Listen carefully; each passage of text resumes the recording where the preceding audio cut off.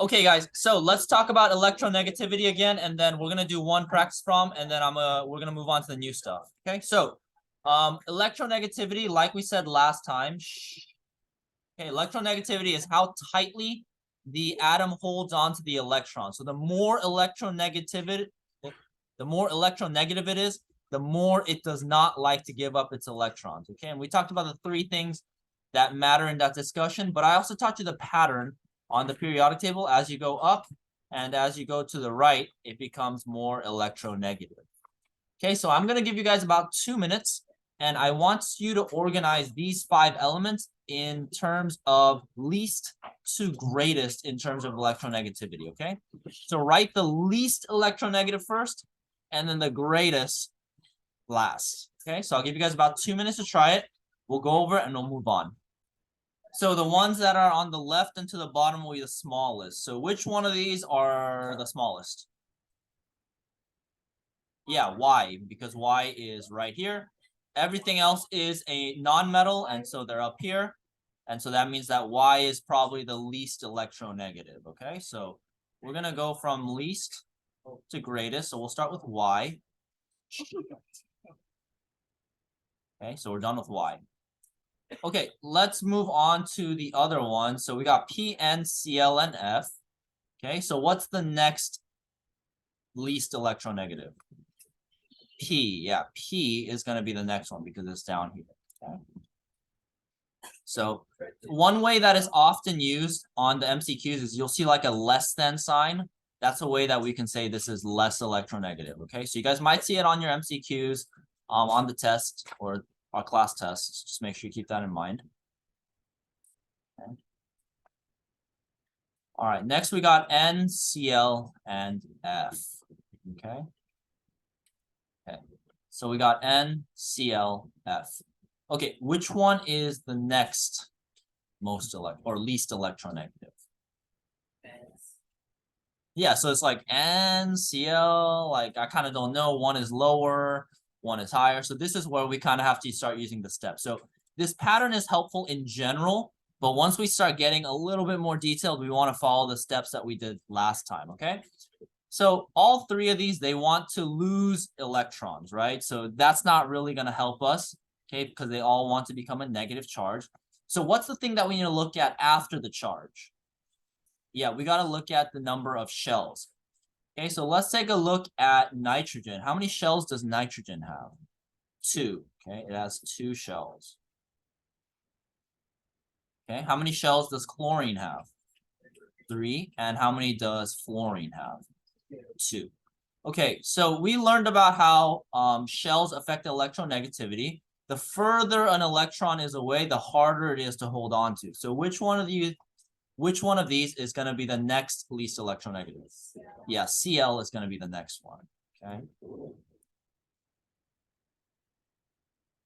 And it's because the valence electrons are in the 3rd shell. It's just way too far away in order for the nucleus to hold on to. Okay. All right. And then the last one, we got N and F. Pretty easy from here. You should be able to tell that N is less electronegative than F. Okay. And just keep in mind, F is the most electronegative element on the periodic table. And so, yeah. All right. Any questions? Yeah. So for like the scale of electronegativity going up and to the right, is it like equal when you go up? It's like so when you go right, it'll just want to kind of usually the number of shells is going to take priority. You can kind of see it here. Yeah, if they're on different rows, usually the higher up it is, that takes a little more priority than to the right. Yeah. Okay. Any other questions? Okay, so we talked about how electronegativity is basically how well an atom or a nucleus can pull the electrons in towards it, right? And so if F is more electronegative than N, that means N is probably going to hold the electrons a little further away, right? It's not strong enough to pull the electrons tightly. So that's actually going to affect its size. And so we're going to be talking about, that's the next concept, and it's going to be atomic size. Okay, and the definition is pretty easy. It's how big an atom is. And so we can actually compare this to electronegativity.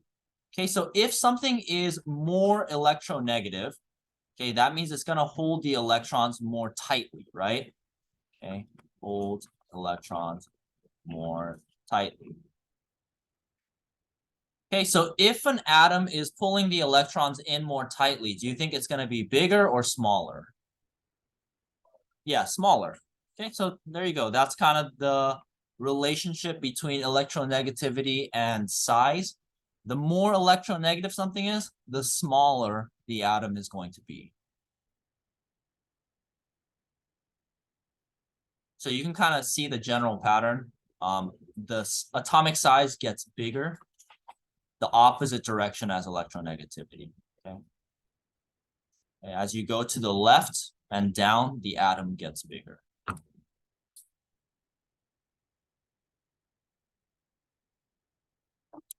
Any questions? Okay, and then that's the general pattern. If you want to get into more specifics, you want to look at first the number of shells, because obviously that's the distance from the nucleus. That's the most important factor. Then you can look at the number of protons. The more protons there are, the more powerful the energy and the positive energy is in the middle. So it pulls in the electrons more. And then lastly, if those are the same, you can look at electrons. The more electrons there are, the more repulsion there is, so the bigger it's going to be. Okay. So basically, you can take the same principles as electronegativity and then apply it to atomic size, and you can kind of get the same gist.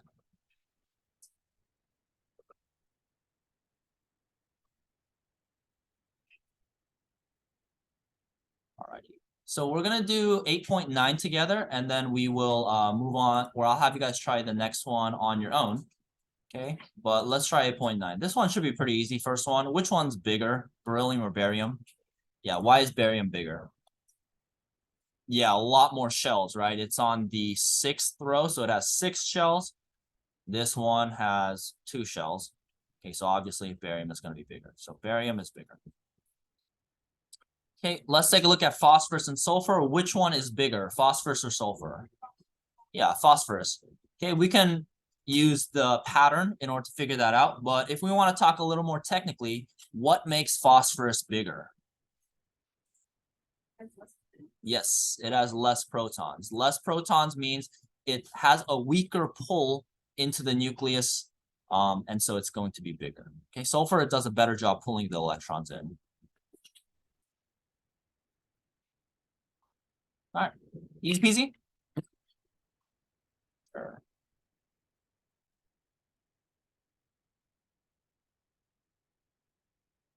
Yes. So you have to measure like the size of these atoms? No, you're not gonna have to memorize or measure them. You just need to know relative to one another.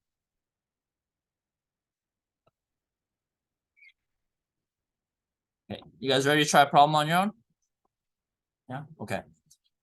All right, so we did 8.10. I already told you the trend. Okay, but I want you guys to organize the following elements from smallest to largest. This problem is significantly harder than the ones that we just did, but I respect you guys a lot, and I think you guys can do it. Okay, so much respect for you guys. So I want you guys to organize these elements or these atoms from smallest to largest, just like last time. But if you guys notice, we got some MCIs in there. So now you're gonna have to think about some ions. Okay, so for the ions, you can't just use the pattern that we learned. You got to use those 3 factors and take them into consideration. Okay, so I'll give you guys about 5 minutes. This might take a while to try this problem out. You can work with the person next to you, and then we will go over it. Alrighty, guys. So when you take a look at this example, there's a lot of stuff going on, and it's gonna mess you up because you got some MCIs. So let's start by figuring out what the MCIs are. Okay, so if you take a look at hydrogen's MCI, what's hydrogen's MCI? H plus, good. What about potassium? Yeah, K plus. And what about bromine? Yeah, Br minus. Cool. Great job. You guys okay? Okay, so first thing we want to look at, guys, are the shells. So let's take a look at the shells. Okay, so if you take a look at hydrogen, how many shells does hydrogen have? 1, good. Okay, let's do the regular elements first, and then we'll do the ions. How many shells does potassium have? 2? Wait, potassium. 3. Wait, No, 4. 4. You guys tripping out. You guys tripping me out. Holy cow. Okay, yeah, it's on the 4th row. So 1, 2, 3, 4. So potassium. Almost had me there. Okay, and how many shells does bromine have? Yeah, 4. Okay, so far so good? All right, let's go and take a look at the MCIs now. So hydrogen's MCI is H+. Okay, so regular hydrogen just looks like this. It's 1 shell and there's 1 electron, right? So if H+, we get rid of that electron, how many shells does H+ have? Yeah, H+ has 0 shells. Okay, it's literally just a flying proton by itself. Okay, so H+ has 0 shells. Okay. Okay, let's go to potassium's MCI. Now, potassium has 4 shells, right? And so if you take away the electron on the valence shell, how many shells does K+ have now? 3. Okay.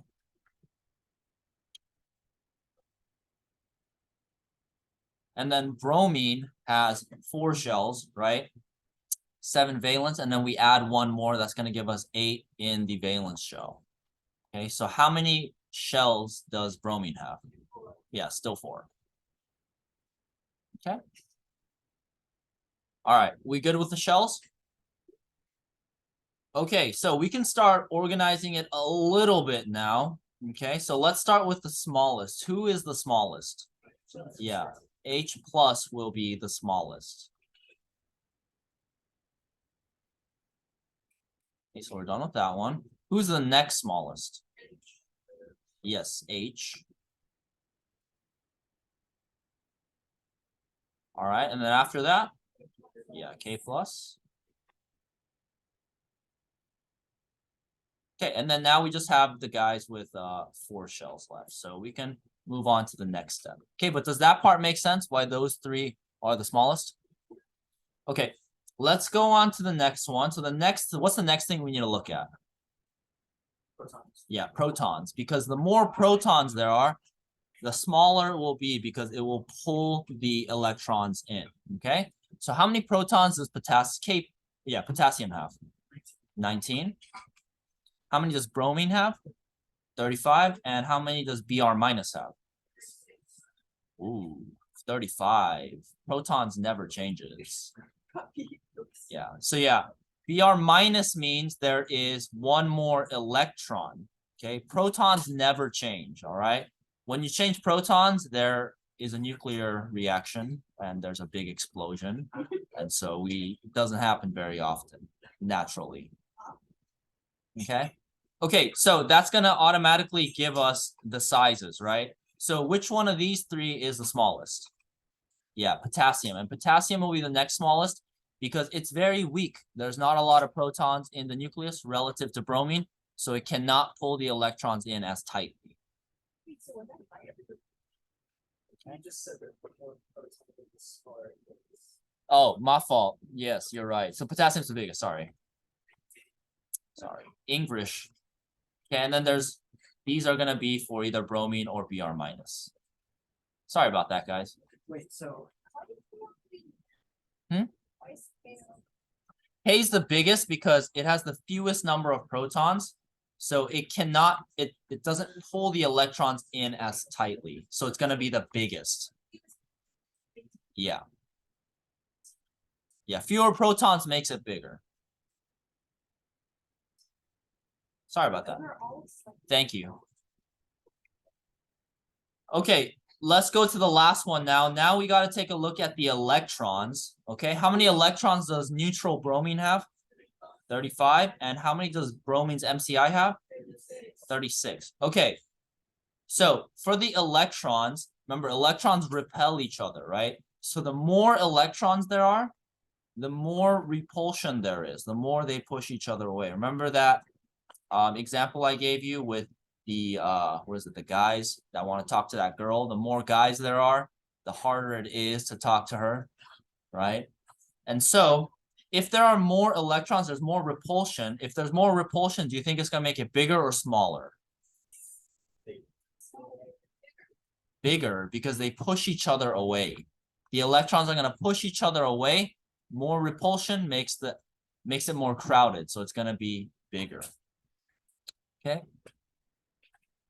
So that means Br minus is going to be the second biggest, and then Br will be the smaller of the two. And that's how you can figure out the size, the relative size of these atoms. Okay. Sorry to interrupt, but I just have to tell you, the guy, you know, people that hang out on the stairwell right there. And he just turned around and I was just going like this at him. He was like, what the? My bad. I thought I was crazy. Okay. Everyone good with that one? Yeah. Okay, so I think this is one of the more important parts that we're going to look at now. We're going to talk about ionization energy, okay? Every element's going to have different amounts of ionization energy. Now, ionization energy, if you guys remember, is the amount of energy it takes to remove one electron from an atom, okay? The first ionization energy, I1 or IE1, however you want to notate it, okay, is going to be the energy it takes to remove the first electron from the atom, okay? So we got Lewis structure for sodium, right? In order to remove one electron from sodium, the first electron, the valence electrons, that's I1, okay? I2 is going to be the amount of energy it takes to remove the second electron, okay? So I1 is when you take away the first electron and then make it into Na plus, okay? I2 is going to be the energy it takes to remove the second valence electron and make it Na2 plus, okay? And then they're all going to have their own values. So I'm just going to make up a number, but let's just say this value is going to have some kind of number. I'll just write number. And I2 is going to have its own number. Okay, so the greater the ionization energy, the more difficult it is to remove the electron, right? Because you need to put more energy into the atom, okay? Now, I1 is going to increase from left to right on the periodic table. So as you go this way, the I1 is going to increase. Okay, because of the ZEF, the effective nuclear charge. Okay, basically, there's more protons as you go left to right, and so it's going to pull the valence electrons in more tightly. Okay, and it's going to decrease from top to bottom because of more shells. So basically, it's the same as, or you can kind of think of it as electronegativity, at least for the first electron. As you go up and to the right, the I1 will become greater. Now, I do want to note that this is for I1. Doesn't work for I2, I3, I4, I5, or whatever. And there will probably be some AP test questions because they like to talk about ionization energy a lot, asking you to like look at I2 or I3 of an element, okay? But we'll go through some practice problems talking about that. But does the general concept of ionization energy make sense? Okay. All right.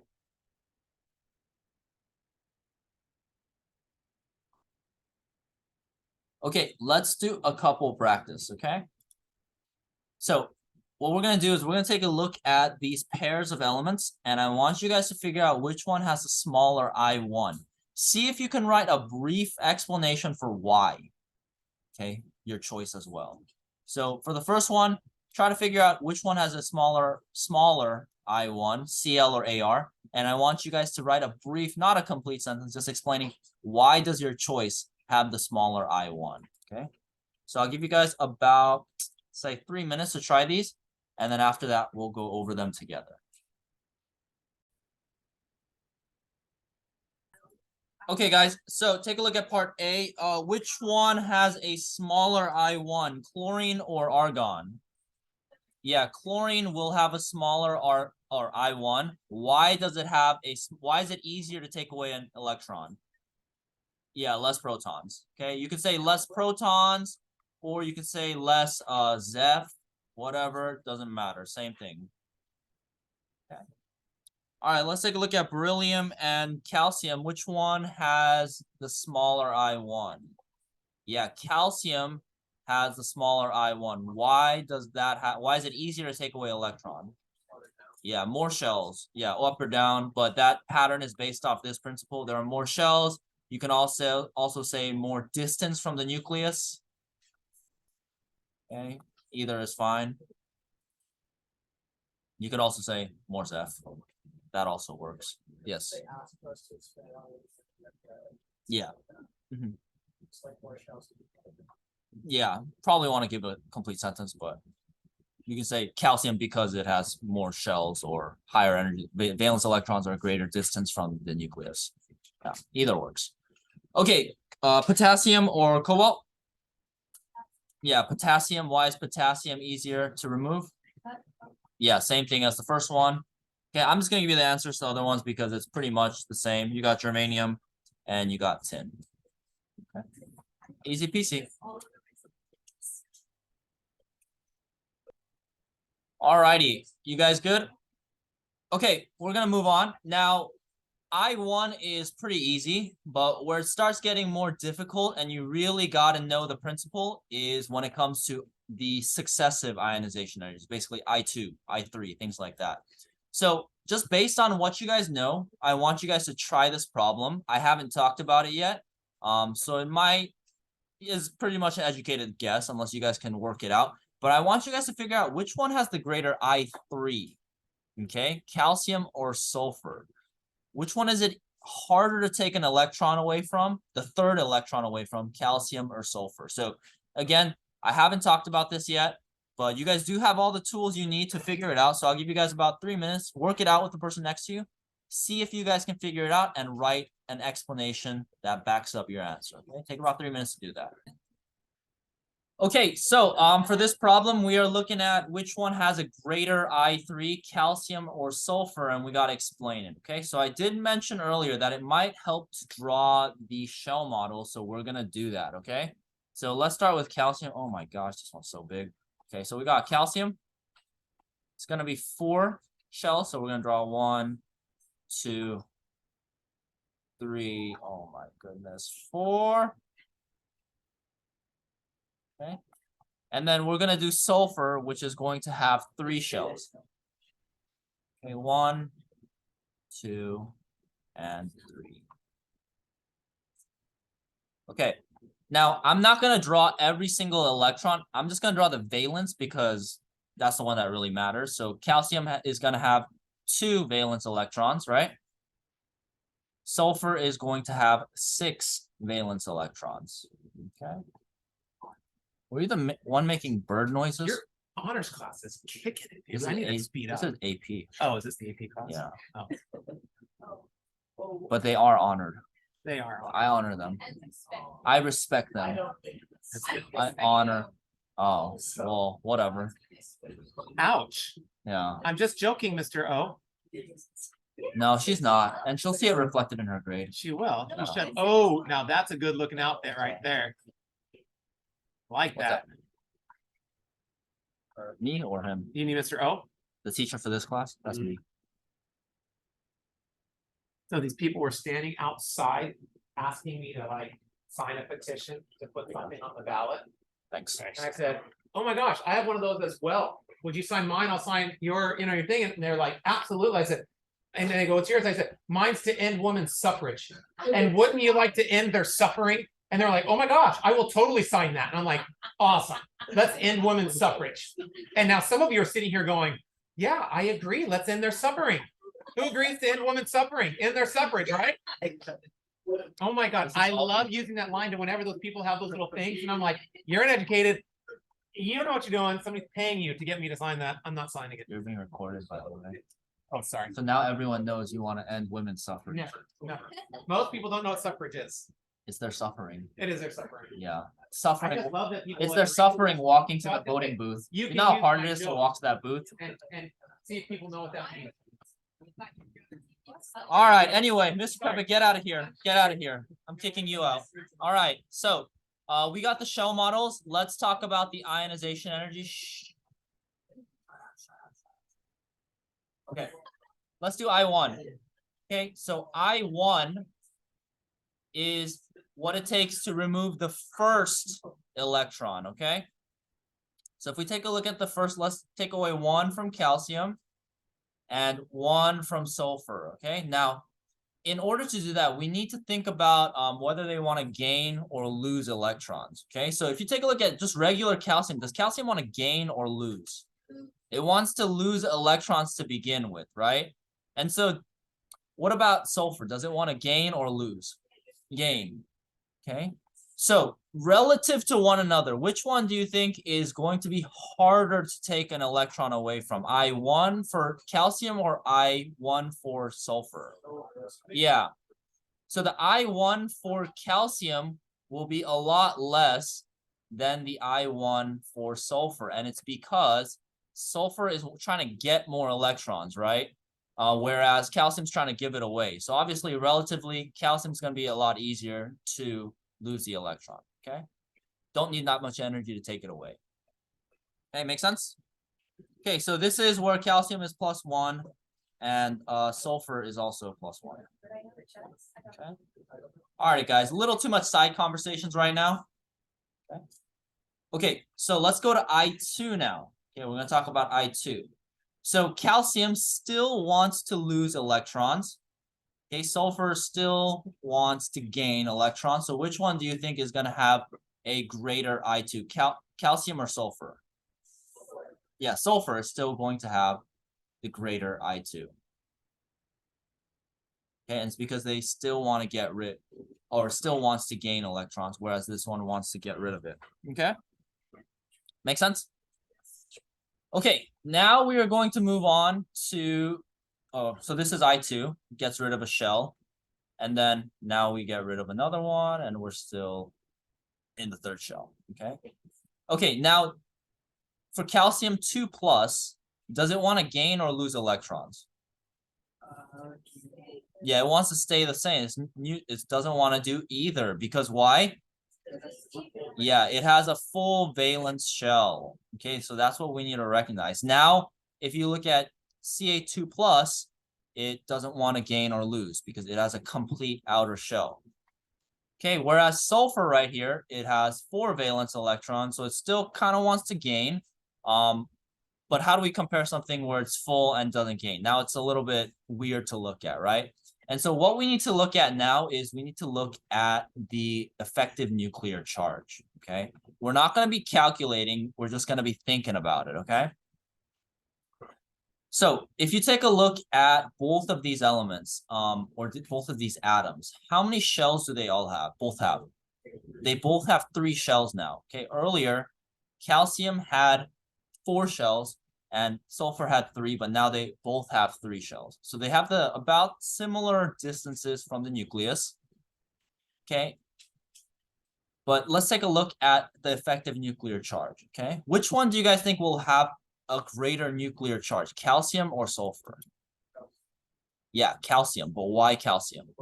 Yeah, more protons. So calcium has a greater Zeph.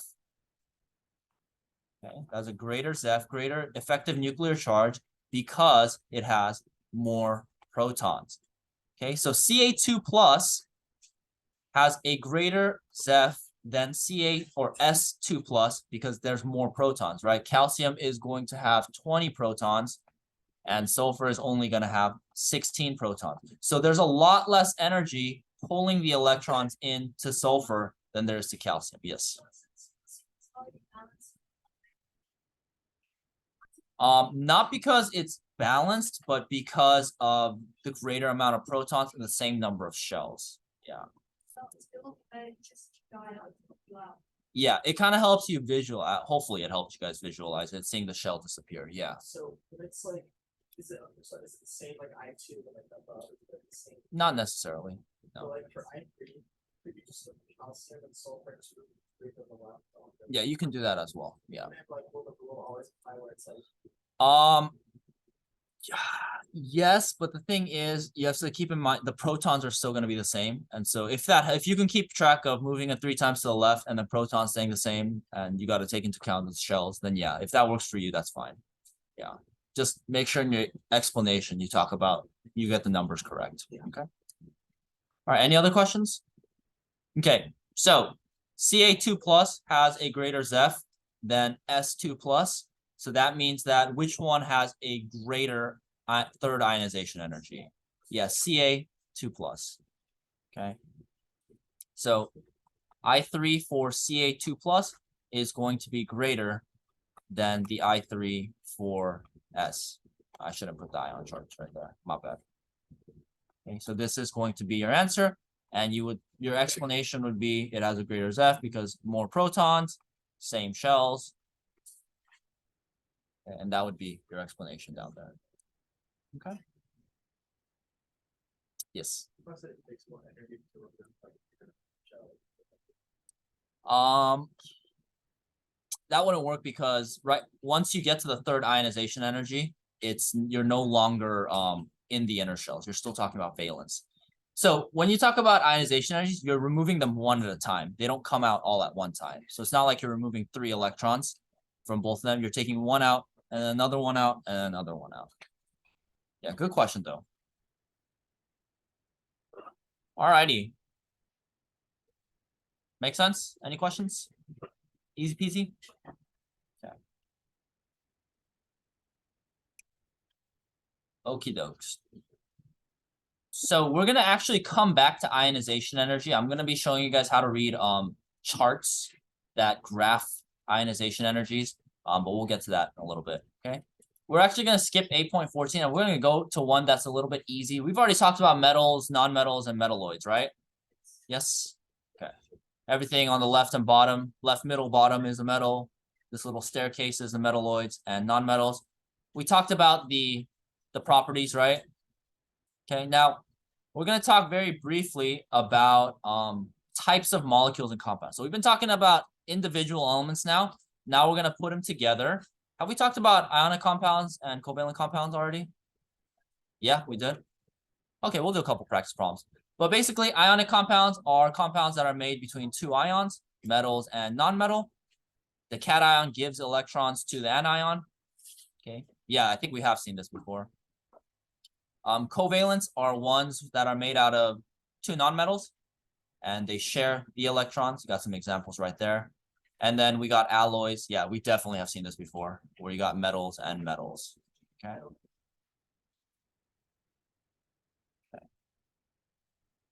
And I think we did these types of problems already too, but we'll go through them very quickly. Okay, so O3, ozone, is that ionic, covalent, or metallic? Yeah, it's covalent. Okay, it's covalent because all 3 of the atoms involved are nonmetals. Okay. Let's go to UF4. Is this ionic, covalent, or metallic? Yeah, ionic, because you got uranium, which is a metal. Okay, let's go to this guy right here. Is this ionic, covalent, or metallic?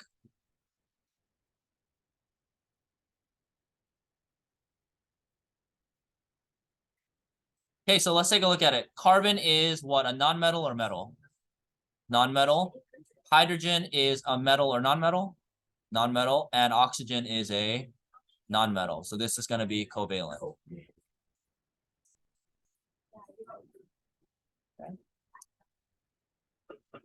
All right, last one. This one. Okay. Is this going to be ionic, covalent, or metallic? Yeah, ionic. Okay, you got 2 metals, non-metal. Okay, other way you can think about it, this is actually a polyatomic ion. You guys have it on your table, but you didn't memorize it. But this is another way you can see it's ionic. Okay. Manganate. Or permanganate, sorry. Yeah, permanganate.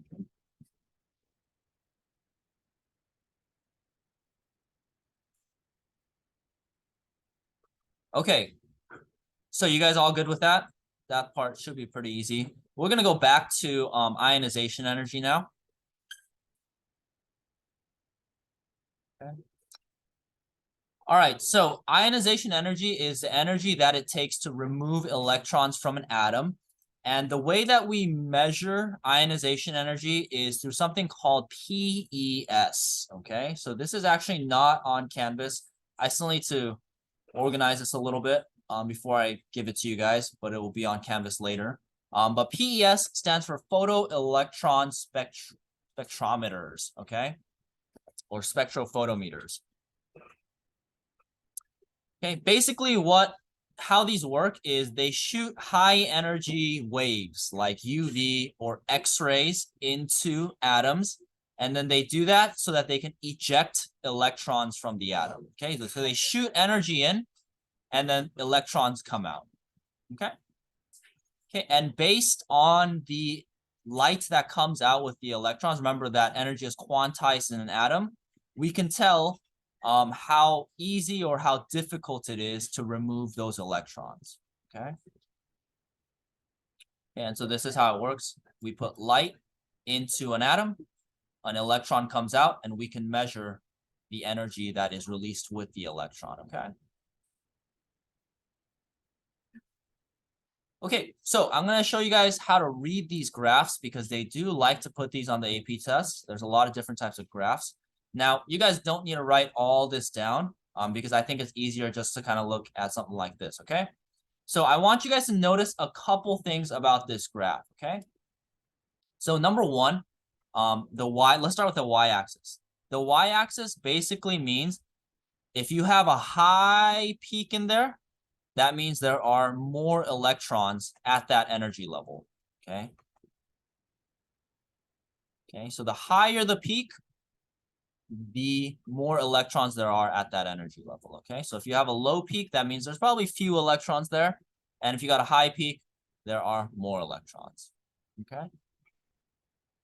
Make sense? Okay. And then if you guys notice, the numbers go from high to low, right? It basically tells you how much energy it takes to remove that electron. So basically, the ones on the far left are the more inner electrons, the electrons that are more close to the nucleus, because obviously it takes more energy to remove those electrons. The ones on the far left are usually the ones that are closer to the nucleus, and the ones on the far right, the rightmost, are usually the valence. Okay, so those are the two extremes on that graph. Okay. So we're going to be taking a look at a couple of these graphs so we can understand them. And then after that, we'll do some practice problems with PES. Okay. But you guys have any questions about the graph right now? Guys chilling? Okay. All right. So let's take a look at a sample one. So we're actually going to go in order of the elements. That way you can kind of see them build up.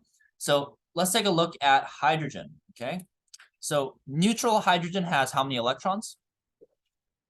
1 electron, okay. And what subshell is that electron located in? Yeah, the first shell, but what's the subshell? Yeah, 1s. Yeah, so this is going to be the 1s subshell, okay. So you got 1 peak, and it's telling you that you got 1 electron in the 1s subshell, okay. So far, so good? Okay, let's go to helium, which has 2 electrons.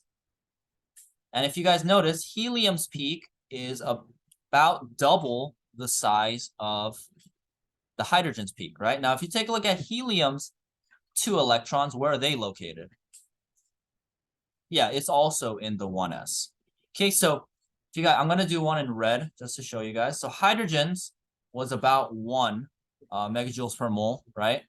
So this is, the pink one is for hydrogen. We'll make the blue one for helium. Helium's peak is about twice the size as hydrogen's peak, right? And that's because it has double the electrons in that subshell. Make sense? Yeah. The subshell, the periodic table, remember the S block, the P block, things like that, yeah. It's like we just need to do it by ourselves, like the table and stuff like that. Yeah, so usually it will only give you the peaks, and you kind of have to look at the table to figure out which peaks it's talking about. But it's not too bad, just go in order of the subshells. That's what we decided, like, reading that. Yeah. What do you mean reading Like on the subshells. this table? like the other. No, the graph. No, like you can tell on the graphs kind of like what subshell. Yeah, so well, right now it's only because there's one peak. Yeah, we'll go to multiple and then you'll be able to see the other ones. Yeah. Like the electron in a shell. Yeah, in that subshell, that energy level. Yeah. So this is only because there's one peak. Once we go to two, it'll kind of help. Okay. So let's go to lithium. Lithium has how many electrons? Oh, not 19. Wrong one. 3. Okay, so 3. Okay, so this is lithium's. This is lithium's. Okay. So if you guys take a look at it, you'll automatically notice that there is something a little bit different, right? There are 2 peaks, right? And it's because lithium has electrons in 2 different subshells, right? So this first peak right here is going to be the 1s subshell. And if you take a look at this other peak, what subshell do you think this one is? Yeah, this is going to be the 2s. Okay, and if you notice, the 2s is about half the size of the first peak, which makes sense because if we draw lithium's electron configuration, it has 2 electrons in the 1s, and it's only going to have 1 electron in the 2s. Okay, so the height depends on how many electrons there are in that subshell. Okay, and then the placement, again, the ones on the left are the inner shell electrons, and the ones on the right are valence. Okay. All right, let's move on to the next one. So let's think about beryllium, the next one. What do you think is going to change compared to the lithium? Yeah. Yeah, the small peak is going to get taller, right? It's going to do what I want to do. It wants to grow.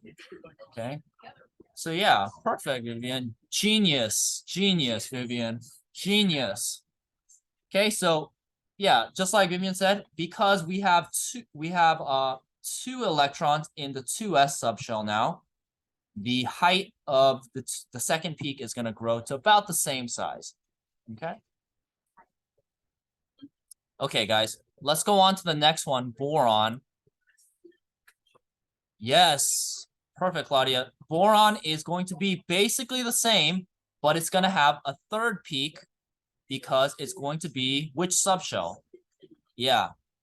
Or yeah, 2p. Yeah. No, that's fine. Yes.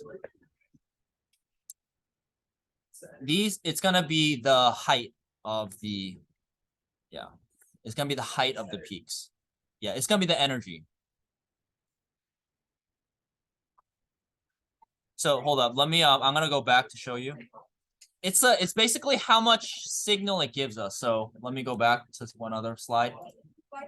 The y-axis tells us the signal intensity. So basically how much data it gives us when we do the PES. And that tells us how many electrons there are in that subshell relative to the other subshells. Yeah.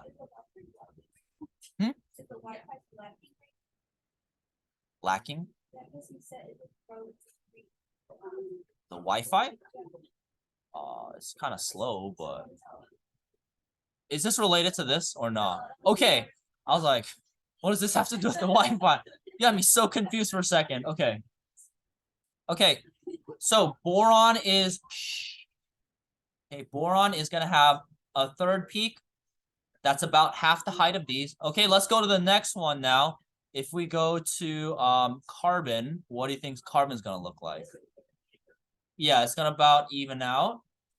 Dude, you guys are so good at this. Yeah. Oh, sorry, Vivian, I'm tripping out. The number at the top, it tells us which point it is on the x-axis. Sorry, the x-axis. The energy. Yeah, my fault. Guys, I make mistakes, okay?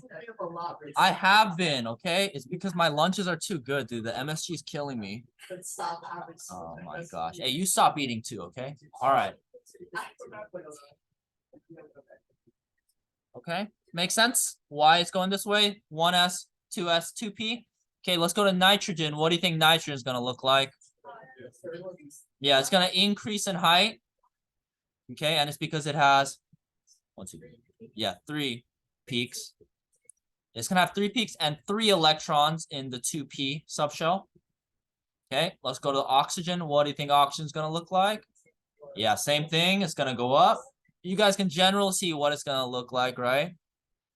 Okay, same thing with fluorine. Fluorine, whoa! There's 5 electrons, so now the 2p is a lot higher.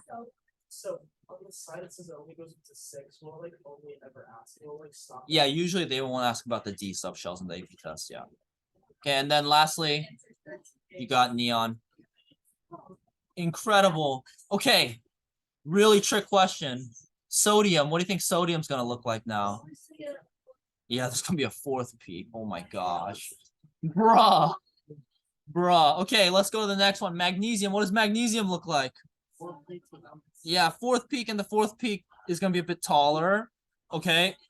Okay, really hard question. Aluminum, what's gonna be different? 5 peaks, oh my gosh. Yeah. Okay. No, go ahead. You're good. Okay, and then so on and so forth, and you guys kind of get the general idea, right? Okay. All right, we're gonna do some practice problems now. You guys thought it'd be that easy? Okay, so I'm actually gonna put these practice problems on Canvas later, so you guys don't have them now, but let's go over them up here. Okay, so you're gonna need your periodic tables to answer this question. No, this is I stole this from somebody, and they did it Unit 9. Okay, I want you guys to take a look at this PES spectrum, okay? And I want you to take a minute to try to think about which element is represented by this PES spectrum. Okay, take a minute, think about it, write on your paper maybe. Okay, I'll put this up later, so I'm sorry, it's not on right now. I'm slipping up.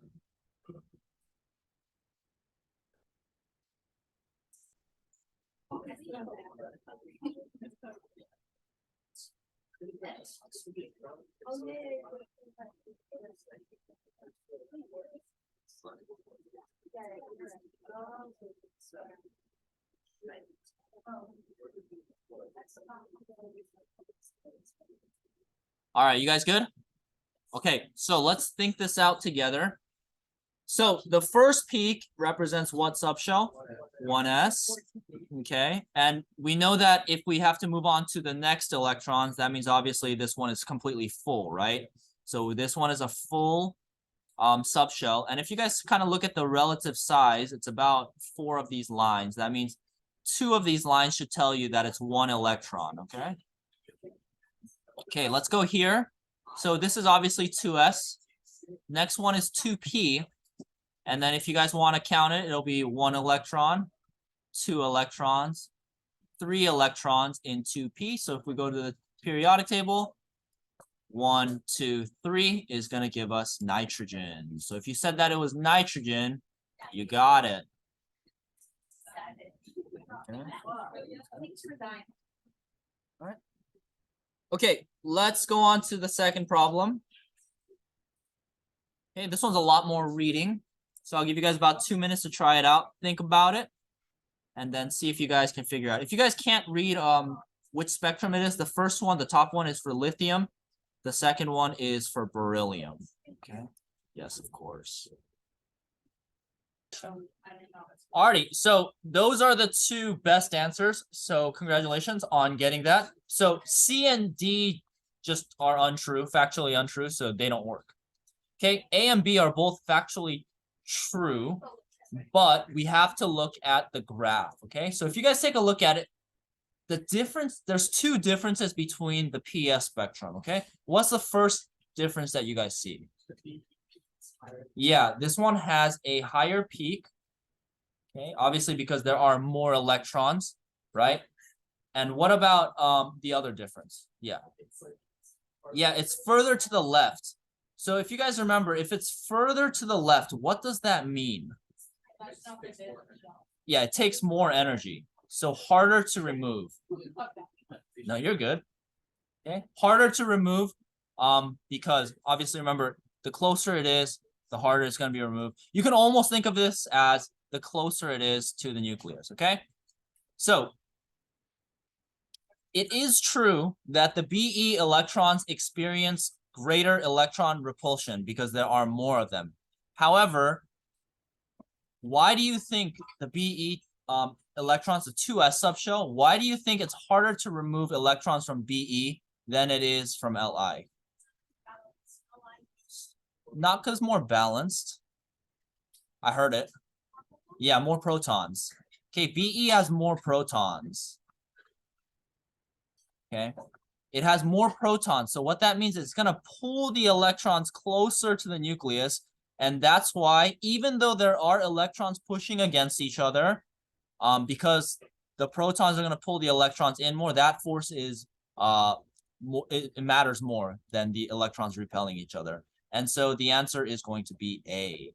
And that's why the peak is further to the left. It's harder to remove. Okay. So yeah, if you guys notice, we're just thinking about the same principles over and over and over again. It's just packaged differently. And so yeah. So be like, right? B is a factual statement, but we have to talk about the relative positioning. So it doesn't explain the graphs. So is it right in that? It does contribute. It's just not the Yes. most important contributing factor. Yeah, good question. Okay, we're gonna do one more and then we'll close up. That one's kind of hard to see. Okay, let's do this one. Okay, let's take a look at number 4. Okay, we're gonna look at the spectra for sodium and potassium, and I want you to figure out again which one would best explain the difference in binding energy for the 3s electrons. This first peak right here is for potassium, so it's the same thing that we just did. This is talking about potassium's 3s, and this one right here is sodium's 3s. So based on what we just talked about, basically the same problem. Try to see if you can figure it out. See if you can write down an explanation on your paper. The correct answer and the explanation why. Answer, okay? Okay, so if you guys take a look at these two spectra, we talked about how earlier, the further we go to the left, the harder it is to remove, right? Okay, so it's harder to remove potassium's 3s electrons than it is for sodium. Okay, you can also see that there is double the amount as sodium, which makes sense because sodium is going to have 1 in the 3s, and this is going to have 2 in the 3s, right? Okay, this is also inner shell. This is going to be valence. Okay, so if you take a look at all of these, which one automatically you can get rid of? Which one is factually untrue? C isn't untrue because sodium does only have 1 electron in the 3s. Which one? D. D is untrue because it does not have less electron shielding. Okay. Okay, so these are all 3 of them are factually true statements, but there's only one of them that contributes to the difference in the 3s on the PES, and that's going to be A. So if you got A, that is correct. Yes. So whenever you say this, when you say the question, would the answer always take not always, but a lot of times it does have to do with nuclear charge. Yeah. That's the biggest contributing factor to any of these, to the electron attractions. Yes.